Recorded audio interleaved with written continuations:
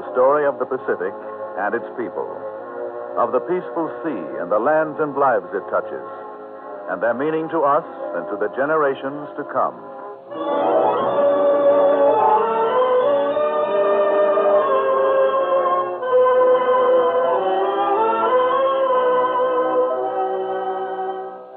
The Pacific Story, presented by the National Broadcasting Company as a public service and dedicated to a fuller understanding of the vast Pacific Basin. This broadcast series comes to you as another public service with drama of the past and present and commentary by Owen Lattimore, authority on the Pacific and director of the School of International Relations, Johns Hopkins University.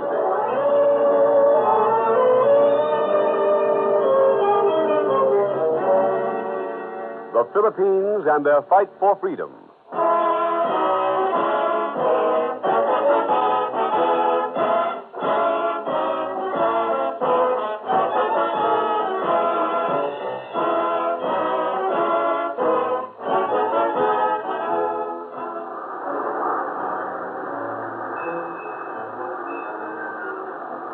Day after day, nothing but sea. Patience. You must have patience. Patience?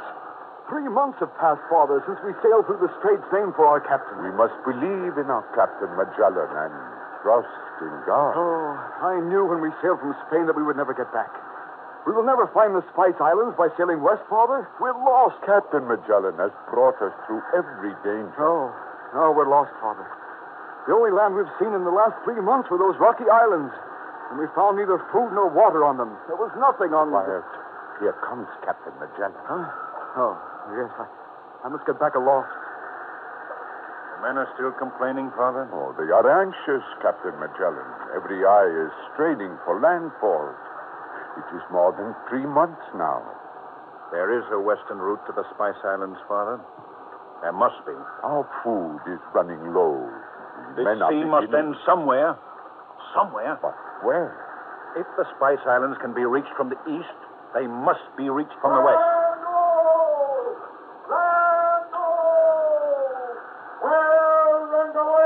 The lookout aloft.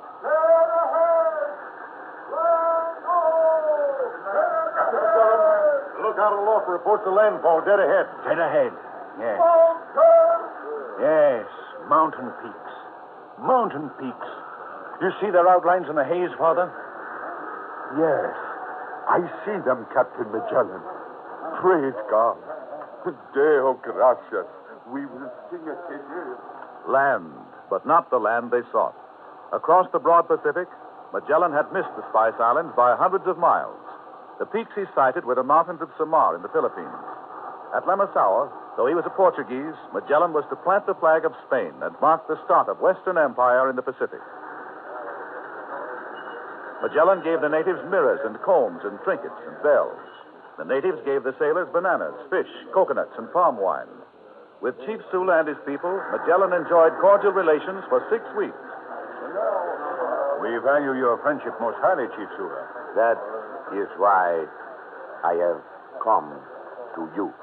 Well, how can I help you? Chief Lapu is our enemy, and yours too. Yes. Chief Lapu has resisted all our gestures of friendship. We must conquer Lapu, or we never be safe. How many soldiers will you need? Lapu is strong. Yes, but he's no match for our arms. He is cunning and fierce. We will crush him. But my men know the strength of Lapu. You and your men, Chief Sula, need not fight. You need only to look on and see how Spaniards fight.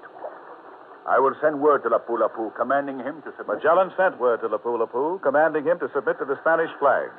Lapu's answer was as direct as Magellan's. He would resist. With 60 men in 3 boats, Magellan sailed down the coast to the stronghold of Lapu, and there went ashore. Perhaps it were best, Captain, if I approach Lapu once more. No, Father. He would take your life. But we have firearms, and they have only arrows and spears. We will deploy here on the beach. and then advance. The village on the fringe of the jungle there seems to be deserted. Lapu-Lapu is wily. His men are concealed. The ship's company is in order and ready for the advance, Captain Magellan. Good.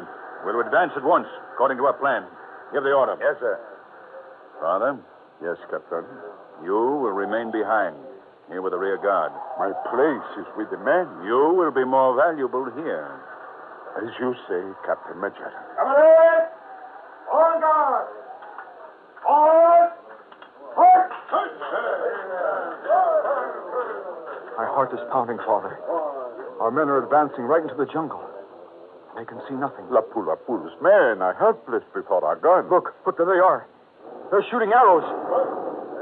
The captain has opened fire on them. Look at the natives. Look at them leaping out of the brush. They're swarming down on our men. Our men are falling back.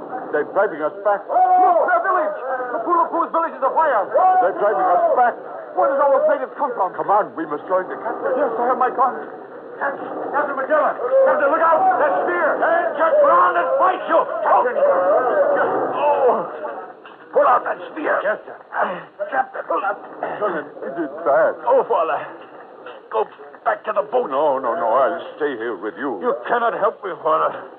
Order the men back to the boat. Back to the boat. Here, let me lift you. We must get you back to the... Oh, my life spent well. My life. Captain Magellan.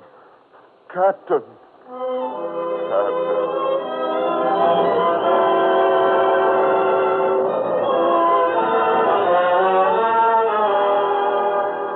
With Magellan began Spanish Empire in the Philippines. From Spain and Mexico came great galleons to trade. And each year, with the new moon in March, Chinese traders sailed across the China Sea, rough with the monsoons, to the port of Manila. The Chinese came in fleets of 30 and 40 junks. Horses and mules and geese. How can you Chinese bring such livestock across the sea in your junks? We have been trading with these islands for generations. Long before you people of Spain and Portugal came here. Well, what is that coming ashore in that boat? That is a buffalo. But buffaloes are wild. We tame them. Well, that beast is strong enough to kick that boat to pieces. Yes, if we permitted it to do that. Oh. You even bring birds in cages. Yes. Some of them talk, some of them sing. And they perform 1,000 tricks. Yes, so I see. The people of these islands regard them highly. They cannot have use for 40 junk loads of livestock. We unload the livestock first. But we have also brought silks, brocades, and furniture, pearls and gems of all kinds, fruits and nuts, and many gewgaws and knickknacks, which you Spaniards, as well as these people, may hold in high esteem.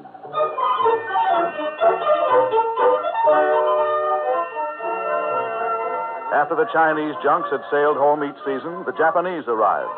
Their ships brought wheat, silks, objects of art, and weapons. They traded in the islands of the Philippines, and when they left... We are taking back to Japan gold, deer horns, wood, honey, wax, palm wine, wine of Castile, and the raw silk. We shall return next season with more merchandise. From Malacca and India came other fleets of trading ships, manned by Portuguese subjects of Spain. All right, move over there. Move. Get over there, you. Move. Hand them up on the beach. Keep them together. Where did you bring these slaves They from? are Kaffirs from Africa. Oh, they make good slaves. We've had a bad passage. Trouble with them all the way. Keep them moving over there. We've got to get them unloaded and sail with the ebb tide. The rich productions of Bengal, India, Persia, and Turkey came to the Philippines. And from Borneo, in the small craft of the Malays, came other traders with slaves, palm mats, sago, and earthenware. From Siam came traders with the wondrous products of Cambodia. Manila had become a trading center for all the countries of the East. With the trading ships came immigrants from many lands: Chinese, Arabians, Malays, Indians, Japanese. Spanish galleons came laden to the gunwales with merchandise and Mexican gold and Spanish soldiers and colonists. The Spaniards and Mexicans settled in the islands and blended with the island peoples from all over the Orient. Out of this mixture rose the Filipinos, a people linked with the culture of the East, but partly Western in language, law, custom, and religion.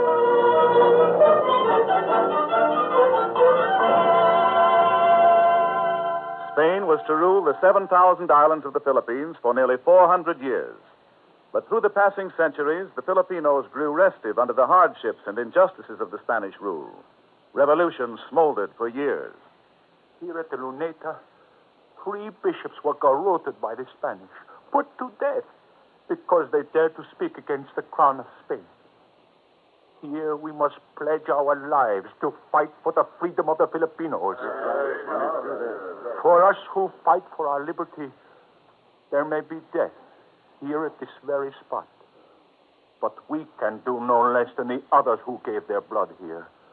We fight for our sacred freedom. Revolutionary movements seized. Brilliant young Dr. Jose Rizal and other patriot leaders were seized and put to death. The revolution broke out in full fury in 1896. This rebellion against the crown of Spain will be crushed. Your leaders have betrayed you. Put down your arms and return to your homes. The king's forces will be used against you with all vigor, and those found guilty of revolutionary activity will be put to death without mercy. Freedom! Independence! Liberty!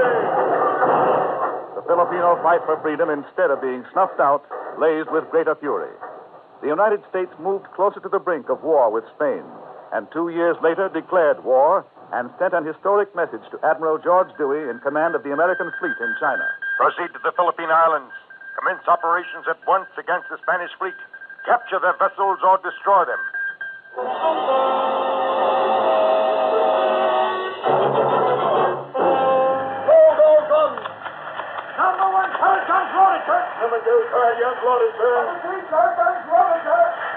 All guns loaded, Admiral Dewey. You may fire when ready, Gridley. Yes, sir. All guns, fire!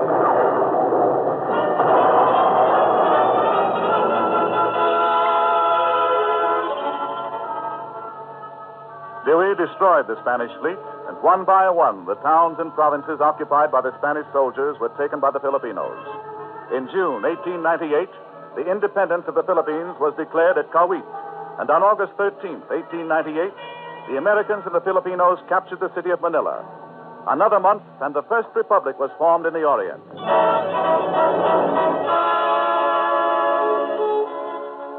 But grave days lay ahead for the Philippine Republic. Almost before the sound of the guns had died out, the representatives of the various provinces met and discussed the problem. What do we gain, gentlemen, to throw off the yoke of Spain only to put down the yoke of America? But America is our friend. Spain was not. Friend, Admiral Dewey encouraged us to fight the Spaniards and then would not permit us to enter Manila after we had helped capture it. The Americans betrayed us. No. President McKinley said the Philippines were not America's to exploit, but to develop, to civilize, to educate, and to train in self-government.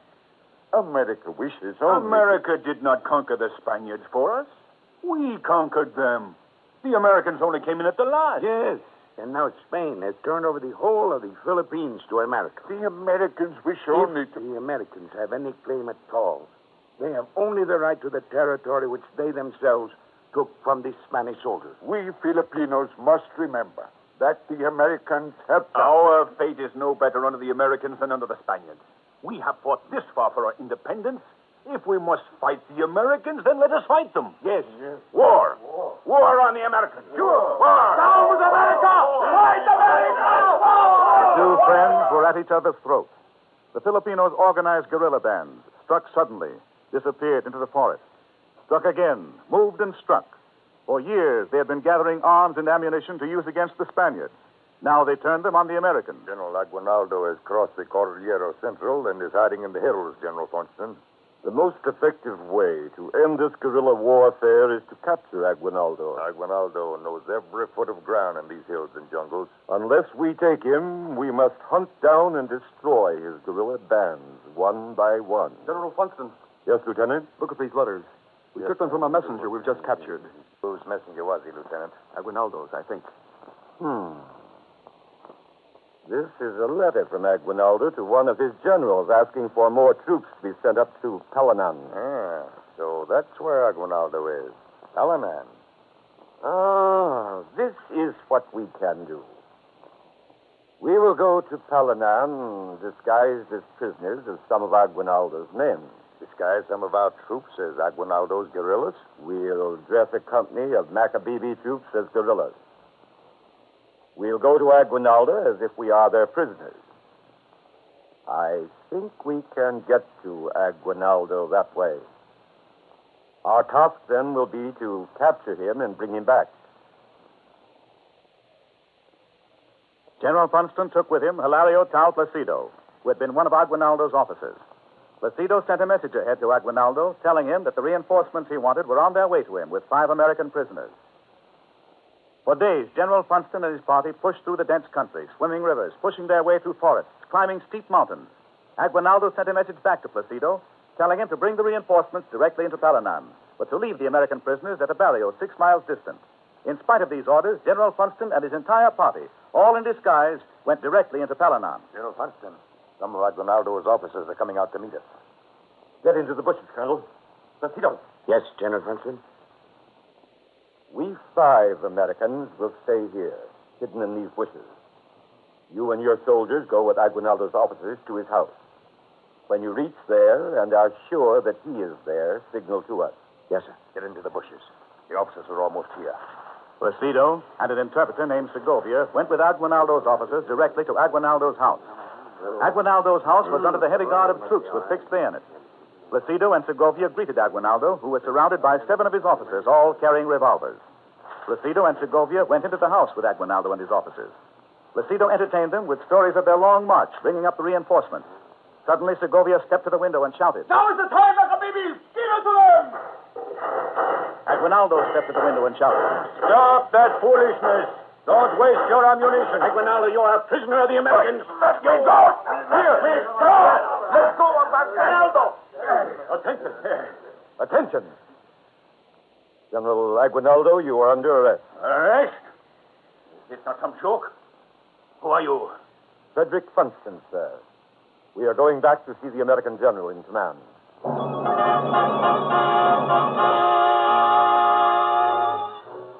The capture of Aguinaldo marked the end of the American war in the Philippines.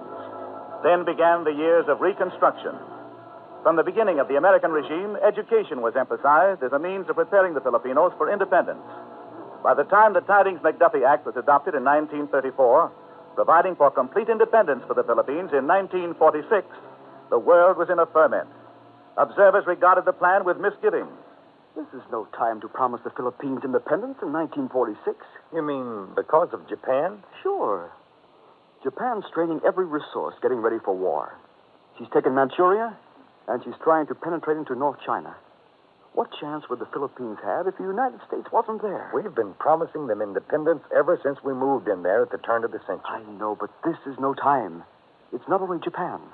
Look what's happening in Germany. That man Hitler. The Filipinos are going right ahead with their Commonwealth. They've ratified their new constitution. Looks like they're going through with their plan for 10 years of transition before they get complete independence. World War II was seething under the surface. But the goal of independence, for which the Filipinos had struggled for more than 50 years, was now in sight. They went resolutely forward. Of all the colonies in the Pacific, the Philippines were the only ones to be promised independence at a definite date. To many with interest in the Pacific, this was an error. The Americans are letting the white man down out here. This will lead to unrest in our colonies here in the Pacific. It is a bad example. It will agitate our entire political situation in the Pacific. These and other disquieting echoes were heard throughout the Pacific. The murmuring for and against Philippine independence grew louder. In the background was the rising shadow of Japan. You realize how many Japanese there are in the Philippines? Well, I know there are a great many in Davao. There's a whole Japanese colony.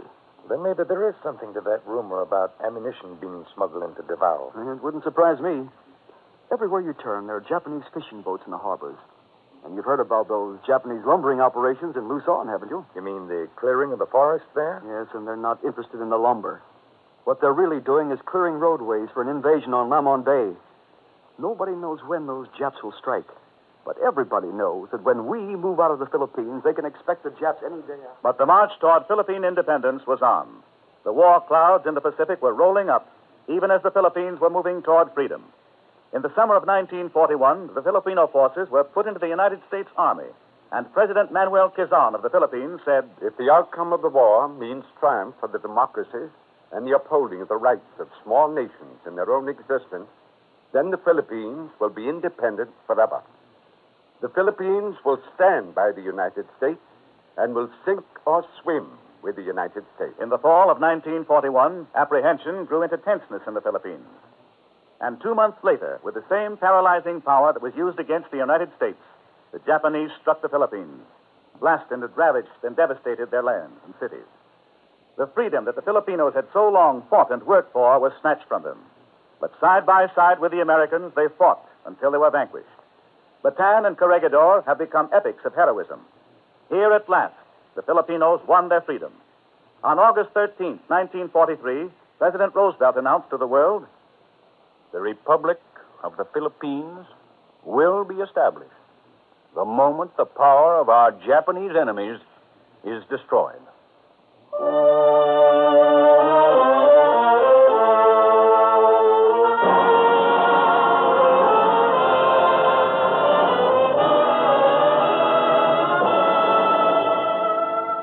For nearly half a century of fighting and preparation for freedom, the Filipino people face with the United Nations the enormous task of reconquest of their homeland. They face the task before them with confidence. Their leader has said, "The Filipino people are proud and grateful to be one of the 32 United Nations and to have the President of the United States as a warm and sympathetic friend." And here to discuss the underlying meaning of this long fight for freedom is Owen Lattimore, authority on the Pacific and director of the School of International Relations, Johns Hopkins University. Mr. Lattimore. Nowhere in Asia is the story of the past more dramatically linked with the present than in the Philippines. In the discovery and conquest of the islands, there is all the violence that went along with the romance and adventure of the age of Columbus and Magellan. Arrogantly confident of themselves, the European discoverers went out in search of new lands, seeking for gold and quick wealth. They joined in tribal wars, they robbed and killed, they often resorted to treachery, but it did not bother their consciences a bit. They felt that they were superior people and entitled to do what they did by divine right. What they accomplished was the founding of the colonial system. In the Philippines, under the rule of Spain, it lasted 4 centuries. Then came the Americans, and the part played by the Americans leads right up to the war we are fighting today. We must look deeply into American history to get the full drama of the contrast between Spanish colonial rule, the American experiment in trusteeship and training for independence, and Japan's attempt to turn back the clock by conquering and setting up a vast federated Asiatic empire. Our own history began with a revolt against the colonial system. In our Revolutionary War, we fought for our own interests, but we were also deeply convinced that we fought unselfishly for universal principles. That explains why some of the noblest words and phrases in the long history of mankind were uttered and spoken in the years of the American Revolution. We began our life as a nation dedicated to the proposition that all men are entitled to life, liberty, and the pursuit of happiness.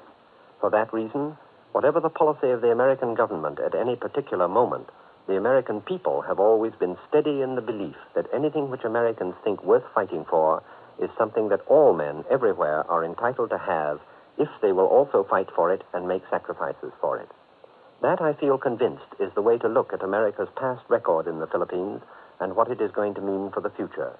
We have no need to be hypocritical or falsely sentimental about America and the Philippines. We do not need to pretend that we have always been purely altruistic. Of course not. Mixed elements and factors enter into any historical process. There have been selfish American interests at work in our relations with the Philippines. We have had our twinges of manifest destiny, our fits and starts of imperialism. Our record in Puerto Rico is not too good. We have made our historical mistakes, but, as President Roosevelt said on the subject of repealing the Chinese Exclusion Act, we can be big enough to admit them. This is what we have to keep in sight. When we entered the Philippines, we stood at the threshold of empire, but something in the fabric and character of American life prevented us from becoming an imperial people. Take one factor alone, the deep American belief in education as something that not only gives men and women a knowledge of facts, but also liberates their ability to think. Never has any colonial administration spent as much of its budget on education as the Americans did in the Philippines. Generally speaking, the colonial standard of education is easy to recognize. It is intended to provide office clerks and personnel for the lower grades of government service. Colonial administrations train some of the people to help the government rule all of the people. They do not train all of the people to rule themselves as a nation. American education in the Philippines, on the other hand, has been universal education, not colonial education. Step by step, as the desire of the Filipinos to be free and to rule themselves awoke and spread, they found in American education the methods of self-government, the ideas of independence, and the honored words of freedom.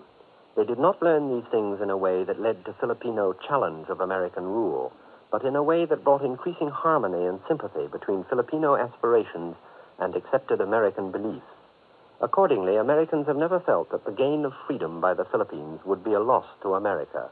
Because of the revolutionary origin of our own country, I believe that we Americans have always considered it a political article of faith that freedom is something that belongs to everybody by right. You can take freedom away or you can restore it, but you cannot manufacture it and bestow it as a present because it is not yours to give. I said at the beginning of this talk that our record and policy in the Philippines link up the age of colonial history under the Spanish and Japan's attempt to open a new and more terrible age of imperialism. This is where we come to the point. Japan is promising, in the Philippines and elsewhere in Asia, a form of so-called freedom which is described as a charitable gift from Japan. We have promised to the Philippines our assistance in restoring a freedom which is their own. Combine this with American policy toward China, where we have renounced all extraterritorial rights and imperialistic privileges and are now taking steps to recognize racial equality in addition to political equality. The combination can mean only one thing. American policy is already in action far beyond the Pacific. In that sense, American isolation is already a historical curiosity. Policy, however, is a thing that develops only step by step. In addition to policy, I think we can discern a permanent American attitude, implemented step by step in our policy toward the Philippines and China. The best way I can describe this attitude, in the fewest words, is to say that, in my opinion, Americans do not feel called upon to declare independence for other people. But we do feel, when other people strive for their independence, that we must respect the claims of others when they are claiming that for which we ourselves demand respect. I think that this attitude of the American people, combined with the fact that we have no colonial empire to preserve, is going to be of great dynamic importance in the next chapters of the history of Asia and the Pacific. Thank you, Mr. Lattimore.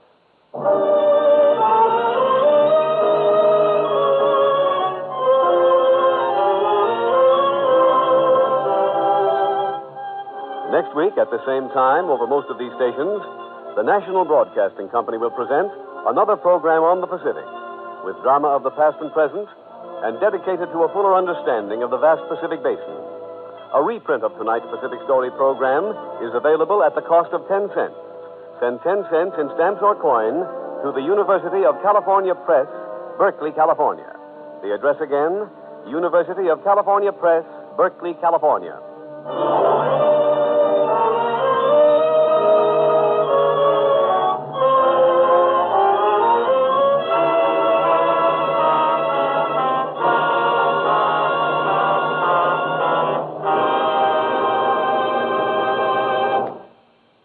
The Pacific Story is written and directed by Arnold Marquis. The musical score is composed and conducted by Thomas Peluso. Your narrator, Gayne Whitman. This program has been presented as a public service by the National Broadcasting Company and the independent radio stations associated with the NBC network. The program came to you from Hollywood. This is the National Broadcasting Company.